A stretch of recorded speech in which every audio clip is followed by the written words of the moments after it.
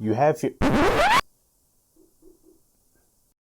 Flagship smartphones have ballooned in prices over the last 4 years, a fact that I've made peace with, and it's what pushed me to get this as my next smartphone, the Google Pixel 4a 5G. It's a mid-range smartphone with so-so specs that cost a little more than 2,000 ringgit. It also happens to be the 4th mid-range phone that I've owned. But why? Why in this sea of crazy folding smartphones and premium flagship devices do I keep coming back to mid-range devices? Let's talk about that. So, what is a mid-range smartphone? Well, to answer that, we first have to understand the different tiers of smartphone that exist. First, you have the top-of-the-line flagship devices. These smartphones have bleeding-edge specs, have premium price tags, and showcase the best of what that company has to offer for that year. Then you have flagship killers. These smartphones have specs that are almost on par with their flagship counterparts, but they cost much less, making them much more accessible to the public. Next up is the mid-range segment of smartphones. Now, these smartphones often have specs that are not as powerful or as advanced as their flagship or flagship killer counterparts, but they also hit this really sweet spot of cost, performance, and battery life, making them a really balanced option for the masses. Then, at the bottom of the tier list, you have your budget smartphones. Now, these smartphones cost the least out of all the different tiers of smartphones, but for that, you get probably the most basic smartphone experience with specs that are entry level and just get the job done for someone who needs to have a smartphone. Back in the day, a non-flagship device had worse performance, worse cameras, worse battery life, and horrible software support. But slowly things started to change. While flagship devices continued to see improvements every year, the rate at which they improved started to slow down. Meanwhile, mid-range devices saw the biggest leaps in year-on-year improvements. I actually wrote about this in my old blog back in 2016 about how mid-range devices are slowly but surely taking over the market. But at the time, I was still using a flagship device myself. And then two things happened that changed that. The first was the iPhone X launched in 2017, becoming the first mainstream smartphone to cost more than 1,000 USD, which in Malaysia cost around 5,200 ringgit in the base model. And the second thing was, the flagship device that I was using died. Modern flagships just cost way too much for what they offer, and I just couldn't justify that price tag anymore. So I swallowed my pride and I got myself my first mid-range device, the Xiaomi Mi A1. I expected to hate it, and I was planning to just use it for the shortest amount of time possible until I could afford something better. But you know what happened? I was humbled at just how good the mid-range segment had gotten by that point. Even as a former flagship user, I was comfortable using that mid-range device, and I went on to use it for the next 2 years without any issues. So cost definitely plays an important role in why the mid-range segment is so impressive, especially once you start analyzing what you get for your money's worth. This is where we touch upon something known as the law of diminishing returns. For smartphones, the law of diminishing returns basically means how much you can keep spending on a smartphone before you stop seeing any benefits in return. So, I'll give you an example.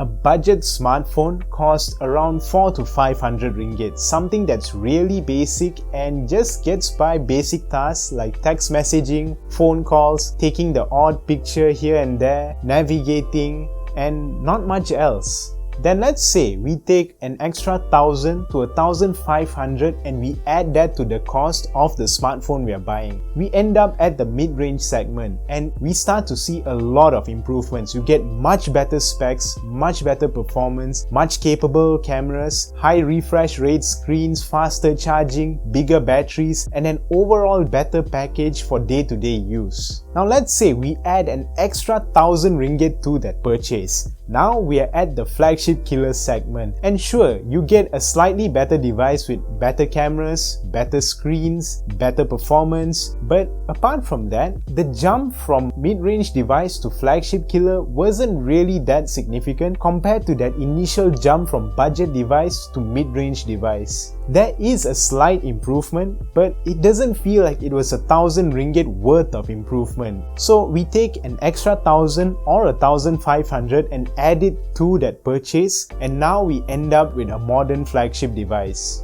It looks and feels premium and it has top of the line specs, but keep in mind, flagship killers were already offering killer specs for much less. That 1,000 to 1,500 ringgit you spent climbing up from flagship killer to flagship feels even less significant compared to the 1,000 you spent going from a mid-range device to a flagship killer. Usually, flagship devices try to justify that high price tag with things such as the capability of their cameras, extra software support, and bleeding-edge specs such as folding screens. Are flagship devices better than flagship killers and mid-range devices? Yeah, but are they better by an extra 1,000 to 2,500 ringgit?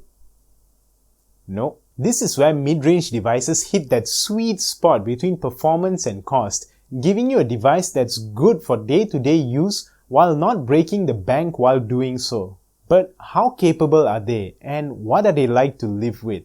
For devices that used to be known as the poor man's flagship, they're actually great now. One factor that plays into this is mid-range devices are often the more complete package. Over the years, flagship devices have continued to slowly remove bits and pieces from the flagship device experience while continuing to raise the prices every year.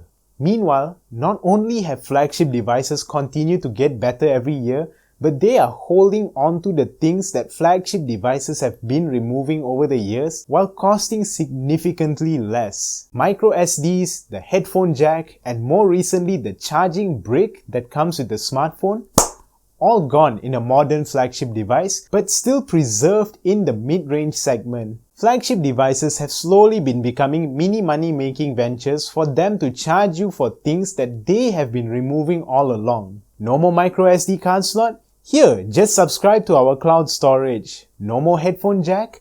Here are some wireless earbuds for you to buy. No more charger in the box? Here, just buy one more from us. Another factor is a lot of features that were once exclusive to flagship devices slowly trickle down and make their way to mid-range devices eventually.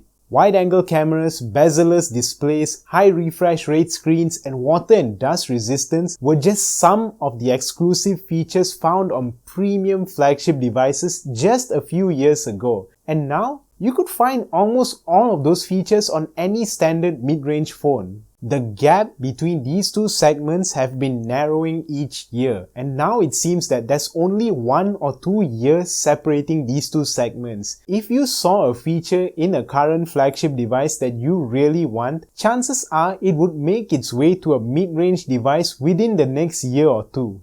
In my iPhone 7 video, I talked about how no Android manufacturer has managed to match the level of support Apple has provided to its iPhones. And even this Pixel, which comes straight from Google, hasn't managed that. But that's fine, because you know what else in the Android world gets 3 years of software updates?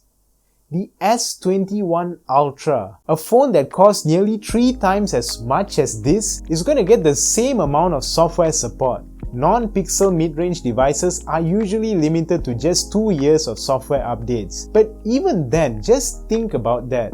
The Samsung flagship devices charging a premium are only offering an extra year of updates. Having used mid-range phones exclusively for the last 3 years, it isn't all sunshine and rainbows. For one thing, while the performance gap between the flagship segment and the mid-range segment has been decreasing over the years, it definitely still exists. But by how much, you ask? Well, that really depends on your use case. I can't really speak much on mobile gaming because I myself am not so much of a mobile gamer. It seems to me that mid-range devices seem to be doing okay when it comes to modern titles, but occasionally they will have problems with overheating and performance drops compared to their flagship counterparts. As a former flagship user, Day-to-day performance on a mid-range device has been okay surprisingly, with the occasional lag and frame drop here and there when the phone overheats. The reason why mid-range devices don't perform as well as their flagship counterparts is most of the time they use chipsets that are much older or bigger or use poorer cooling solutions, which causes the phone to overheat when they're put under a lot of stress, causing the occasional stutter and lag here and there. One place I've definitely seen a performance drop is when it comes to the camera.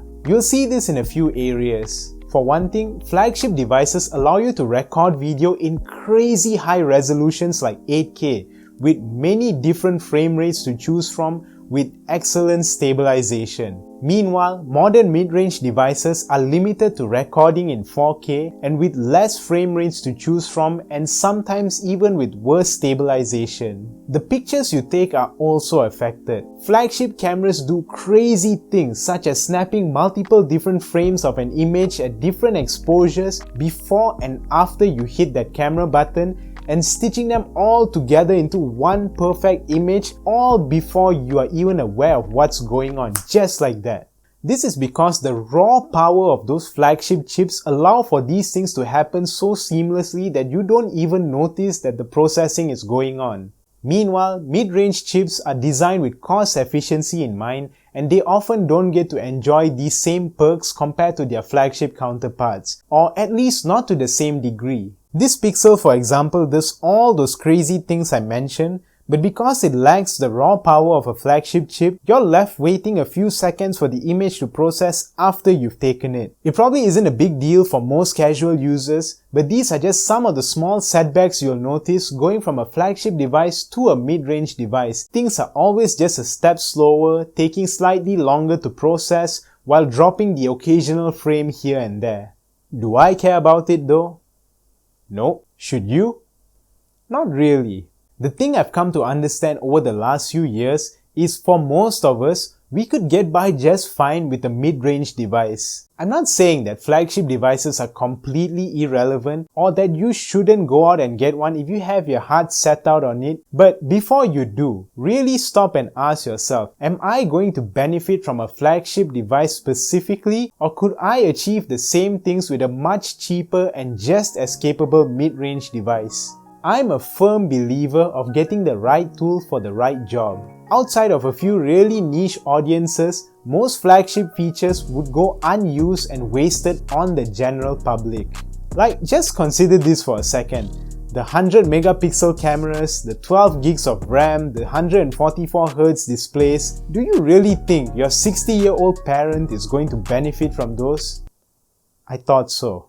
In a time where almost everyone needs a smartphone, most people just can't justify the prices of modern flagship devices for features they probably won't use, while they continue to remove features that people might need and charge you more later down the road, especially during this pandemic when everyone's savings has taken a beating.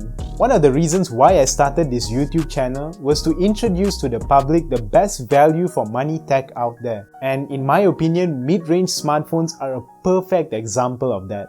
Nowadays, whenever someone asks me for a smartphone recommendation, unless I know they specifically need a flagship device for their needs, I always recommend them a mid-range device by default, and 9 out of 10 times they walk away happy. If you're in the market for a new smartphone right now, but looking at flagship prices has got you sweating bullets, check out the mid-range segment. Whether that's the Samsung Galaxy A52, the Redmi Note 10, the Poco X3, the OnePlus Nord 2 or the Realme 6, chances are you're gonna walk out of there with an excellent smartphone for the price, and who knows, you may even have fun with it. And that's about it for this video. Has any mid-range device caught your guys' attention? Let me know down in the comments below. And as always, if you found this video useful, like, comment, share, subscribe, and I'll catch you guys in the next video. Take care.